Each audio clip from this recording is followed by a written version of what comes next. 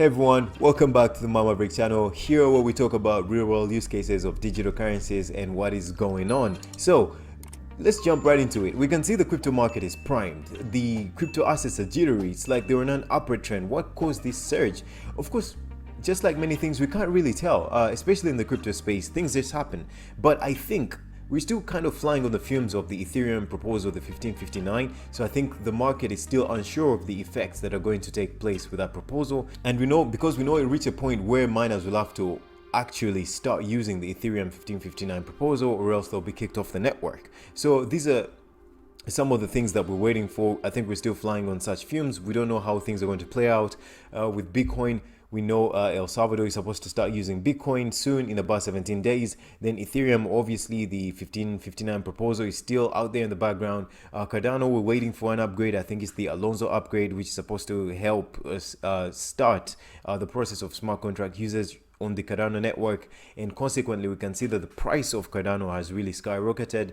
Binance coin, there's a tremendous demand of the Binance coin. There's a lot of people, there's a lot of DeFi happening on the Binance ecosystem, so people are buying the Binance token regardless. When you look at the top 10 cryptocurrencies, top 20 cryptocurrencies, and in nowadays actually when you go through the whole top 100 cryptocurrencies, you find that maybe you do not know like two names, and if you pay attention to this space, then you know most of the names.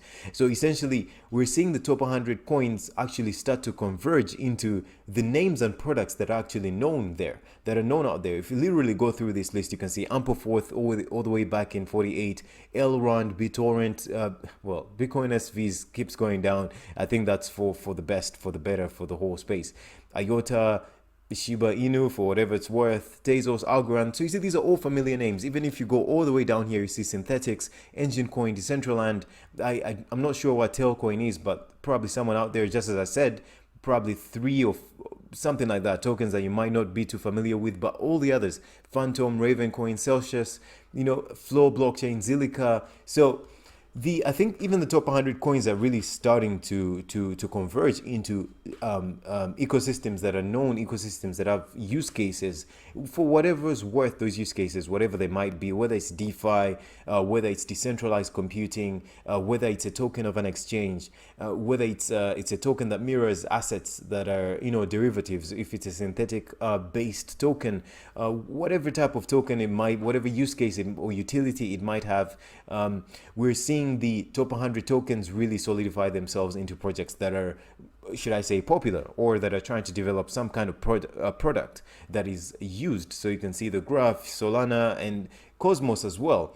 The Cosmos token has been obviously in the top 100, but its use case has started materializing itself, and you can see the price of the Cosmos token has really tried to get back into its all-time high.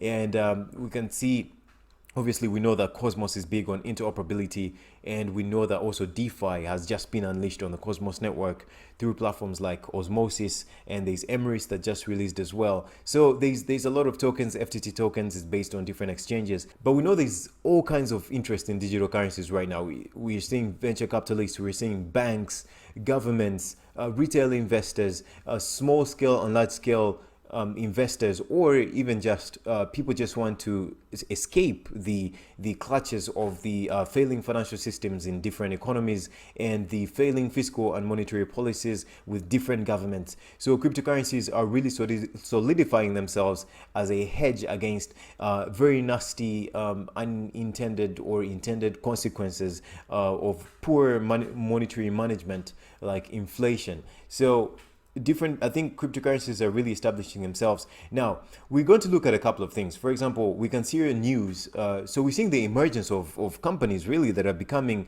behemoths out there. Coinbase has emerged as a new company in this space of amongst many oligopolies like Facebook and Amazon and all these huge companies. We're seeing Coinbase really establishing itself, building its reputation. We can see Coinbase goes live in Japan in partnership with banking giant MUFG. And MUFG is going to find a way of, they're going to try and improve the onboarding, the on and off ramps of cryptocurrencies, so that that partnership between Coinbase and this Japanese bank is really going to extend the utility of digital currencies for the US, for Japan, for the globe as well, generally. So we're seeing this expansion, and we can see the integration. PayPal as well PayPal launches crypto services for UK customers. So we're seeing this institutional, not only just institutional interest, but institutions have set themselves, some governments have set themselves. What's really remaining is the regulatory clarity, especially in certain geographical locations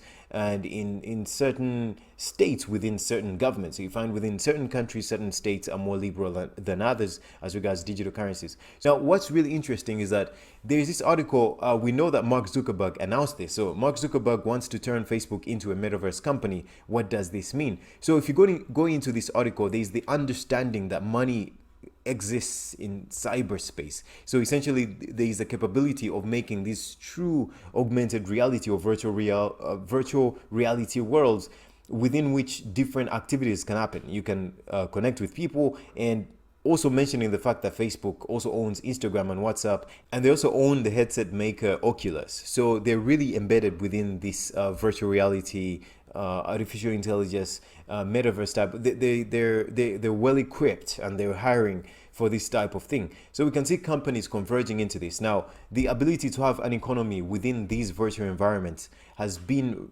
solidified through the emergence of digital currencies. So we're going to see cryptocurrencies are a very good incentive for companies to really finally start pursuing the idea of creating virtual worlds. And I've talked about virtual worlds as well when it comes to Decentraland. Now we see behemoths like Facebook that are really equipped to create the type of virtual world that everyone imagines when we think about virtual worlds, or we see a sci-fi movie like Ready Player One. So you really immerse yourself into this virtual world. So we can see cryptocurrencies not only driving the financial sector, but there's also things like non-fungible tokens that have come out as a definite killer app within the crypto space. So we have DeFi, we have non-fungible tokens that I think have an infinite number of use cases, as opposed to just tokens that have limited use cases. Comes to governing, being sent from one wallet to another, making purchases. You can use them for lending and borrowing. There's a lot of use cases that can be extended when it comes to tokens, but things like NFTs can play a role in many ways.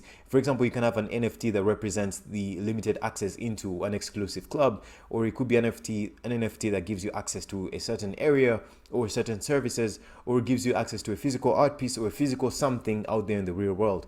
So NFTs are going to, I think they have infinite use cases, and they'll be embedded in almost everything that we use in our daily lives, physical or otherwise. So that's all I wanted to talk about today, just to see the patterns, looking at the crypto space and what's happening with the prices. We know that all these events collectively tie in to contribute to this, including speculation as well. But we've also looked into institutional interest.